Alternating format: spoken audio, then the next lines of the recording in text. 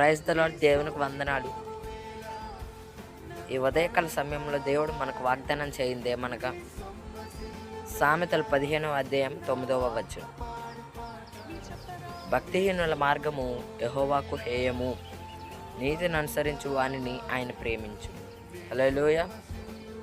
దేవుడు మనకేం చెప్తున్నాడంటే, భక్తిహీనుల మార్గం అంటే దేవుని యందు నమ్మకంగా లేనివారు, దేవుని యందు భయభక్తులు లేనివారు, భక్తి లేనివారు, భయం ఉండి భక్తి లేనివారు, భక్తి ఉండి భయం లేనివారు అన్నటి వారి మార్గము యెహోవాకు హేయములంట, యెహోవాకు నచ్చదు.